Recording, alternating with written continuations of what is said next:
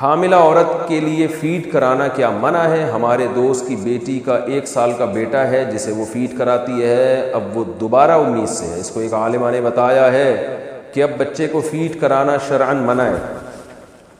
کیا یہ بات درست ہے؟ بالکل غلط ہے۔ حدیث میں نبی صلی اللہ علیہ وسلم نے صراحت فرمائی ہے، کنت نہیتکم عن الغیلہ۔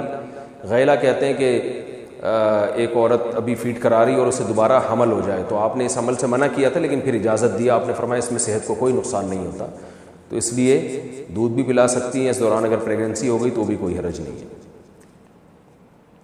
جوائنٹ فیملی میں پردہ کیسے کریں؟ کھانا کیسے کھائیں؟ مشترکہ خاندان میں شرعی پردہ کیسے کیا جائے جبکہ گھر کا ماحول پردے والا نہیں ہے اور والدین بھی اسے پسند نہ کرتے ہوں؟ نیز کیا کھانے کے وقت ایک ہی دسترخوان پر پردے دار خاتون بھی بیٹھ سکتی ہے؟ پردہ کرنا پہلی بات عورت کی ذمہ داری ہے، مرد کی ذمہ داری ہے کہ اگر کوئی لڑکی پردہ کرنا چاہ رہی ہے تو اس کے سامنے نہ آئے، وہ جان بوجھ کر اس کو دیکھنے کی کوشش نہ کرے، یہ بری حرکت ہے۔ تو عورت، البتہ اصل جو پردہ ہے وہ عورت کے ذمہ ہے کہ وہ کرے، مردوں کے ذمہ نہیں ہے کہ وہ برقعے پہن کے کہیں کونے میں بیٹھ جائیں۔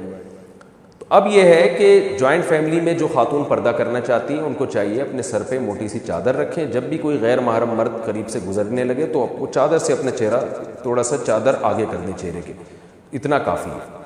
کھانا اگر ایک ہی دسترخوان پہ کھا رہے ہیں تو خاتون کسی غیر محرم مرد کے سامنے نہ بیٹھیں، تو اس طرح سے بیٹھیں کہ فیس سامنے نہ ہو، تو اتنی احتیاط کر لی جائے تو کافی ہے۔ پھر گھر کے مرد بھی ذرا احتیاط کریں، نظر کی حفاظت کریں، تو یہ انشاءاللہ اکٹھے جب گھر میں رہ رہے ہوں تو یہ اس کے لیے کافی ہے، ورنہ پھر بہت زیادہ مشکلات ہو جاتی ہیں بعض خواتین کے لیے، وہ گھروں میں بالکل کمرہ بند کر کے سارے دن بیٹھی رہتی ہیں، اس سے سب ڈسٹرب ہوتے ہیں، گھر کے کام کاج میں رکاوٹ ہوتی ہے۔